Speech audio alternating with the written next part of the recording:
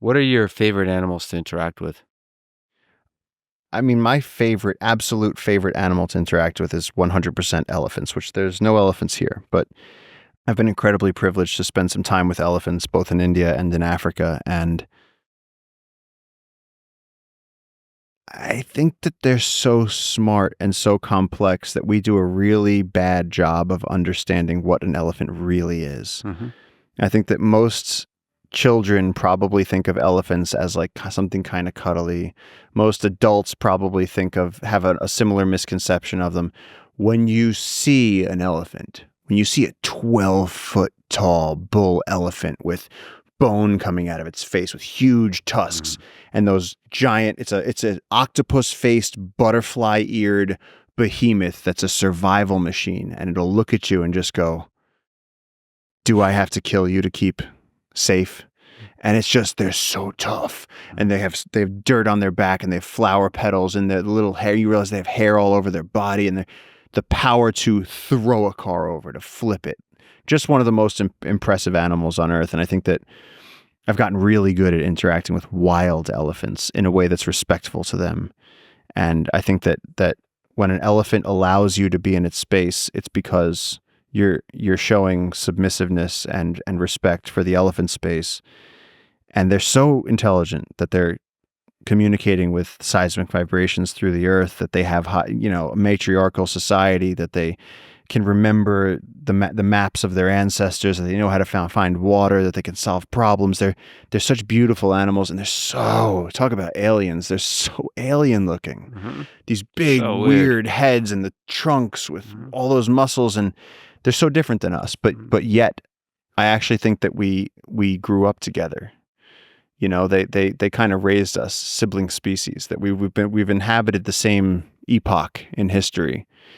And we've relied on the ecosystems that they've created. And I think that they have a deep understanding of humans, elephants. And I think I see them more like aliens, more like non-human beings that we share the earth with. So I don't see it as we're humans and they're animals. I actually see elephants as sort of a separate society, along with humans, as one of the dominant species on the planet. So almost every species, especially the intelligent ones, especially the big ones, are their own societies that overlap and sometimes co-develop.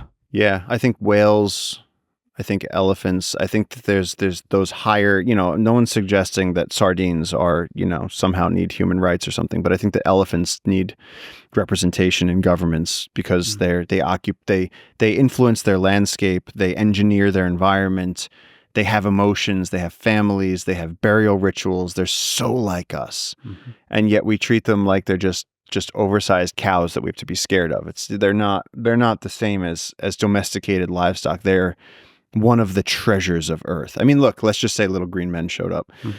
And they said, well, what's Earth? It's like, well, there's mountains, there's rivers. It's like, well, how do I do this? There's mountains, rivers, there's elephants. It's like one of the first things a baby learns is elephant.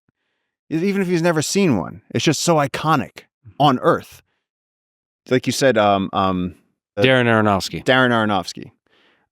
The elephant walking over the camera. I haven't seen it. You said it's incredible. Yeah. So at the Sphere, the postcard from Earth, I mean, it's a celebration of Earth. Yeah. In all forms, and one of the critical big creatures in that film is an elephant, and it steps over the audience, and the whole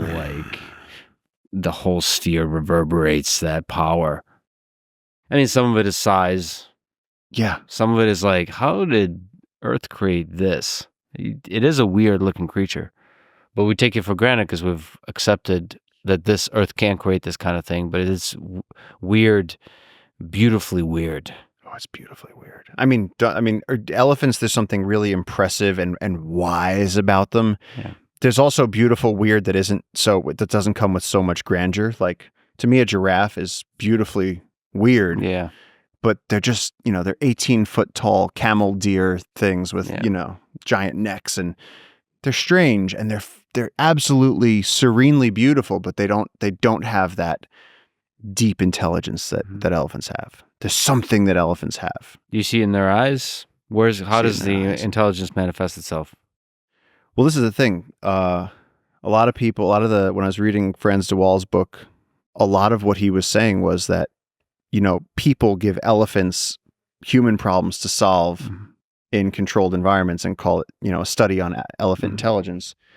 Whereas if you're watching wild elephants and you're in the wild, you're going to be watching them in a way that they're looking. You've pulled up in a safari vehicle or you've pulled over to the side of the road, and the elephants are wary of you, so they're not acting natural.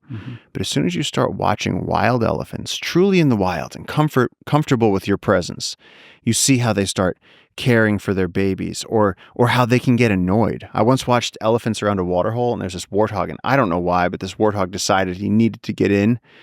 And there was this young male elephant, and he kept turning around to this warthog and just being like, "Don't make me do it." Now, this elephant did not need to hurt the warthog. Yeah. And the warthog was just like, "I need a drink, I need a drink, I need a drink." Much simpler brain. The elephant was like, you could just tell he was like, "Watch this." And he just went and crushed the warthog like it was a big beetle. Yeah. And crushed his pelvis, and the warthog dragged itself away on its front legs and probably went off to die. But this young elephant put out his ears, and he like paraded around with his tail up, and he was like, "Look what I did. Destruction." And it's like, that's a very relatable type of, he was annoyed with the warthog. Yeah. And so you see them do these things. I mean, the most magical thing, and I've spoken about this many times, was that I was walking with a herd of semi-wild elephants that were crossing through a village in India, because elephants have lost a lot of their territory because there's so much population in India. And so we were crossing through a village, which is very delicate because the matriarchs are leading the babies, and there's villagers who have no idea what an elephant is, and they're watching the elephants cross. And the matriarchs backed this girl up against a wall, and she was terrified standing there with her back against the wall. And the elephant just put her trunk out and touched the girl's stomach. And then the other elephants came, and they all started touching her stomach. And the ranger there explained to me, just went, "She's pregnant. They know she's pregnant. They can smell, they can tell, and they're curious." And all the female elephants came to investigate the pregnant girl, and she had no idea what was going on. And so it's like that stuff. Whoa. And it's cool to hear that, with the crushing and the pride of a young elephant, that there's a complexity of behavior. It's just like with humans. I mean, yeah, it's not always pretty. That's the thing, man. Humans are capable of good and evil, and sometimes we attach these words. I love that it's an orchestra of different sounds. Yeah. And that one is sex, which... That's a bamboo rat calling out for a mate. Mate. All right. Good luck to you, buddy. Yeah. Good hunting. Humans are capable of evil things and beautiful things, and I wonder if animals are the same. You think there's just different personalities and different life trajectories for animals, like as they develop in their understanding of social interaction, of survival, of maybe even primitive concepts of right and wrong within the social system. Do you think there's a lot of diversity in personalities and behavior? Just like different people? Is there different elephants? Of course. And what I really like is that you said, is there a perception of what's right and wrong? Because elephants have a code of ethics. And so for the simplest example is that as young males begin to grow, they start developing these tusks, and those tusks are a tool, and they use them. So for Indian elephants, the females don't have tusks and the males do. The females kick the males out of the herd. The females keep all the sisters and the aunts and the cousins together, but the males are their own thing. And so here's the thing: so what you get is these crews of male elephants, and the older males will, there's play fighting that goes on around. Two young males can play fight, but the older males, they'll kick some ass. They'll show them how to behave. They'll explain who gets to talk to the females, who gets to interact, who gets to mate, who gets the best vegetation to eat.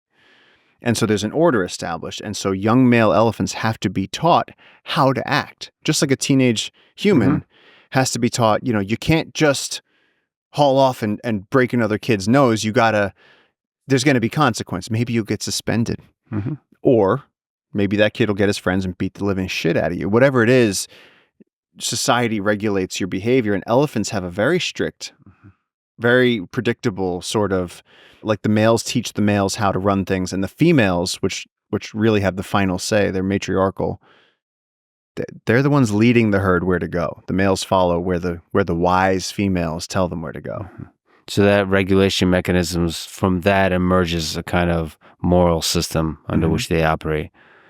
What's right and wrong For an elephant, yeah. for an elephant. Right and wrong for an elephant is not the same as what's right and wrong for a grizzly bear. Grizzly bear, if you're a male grizzly bear and you see a female with cubs, you just kill those cubs, and then you can mate with that. You can mate with her and put your own cubs in there. And it's like, that's a whole different type of ethics. Yeah, the value of child life is different from species to species. Some of them hold it sacred, some of them not at all. And that's why I think I resonate so much with elephants, because I think that we are kind of matriarchal. At least I grew up matriarchal. Like, women were the force in my life. My family and most of my friends' families, women kind of have the final say.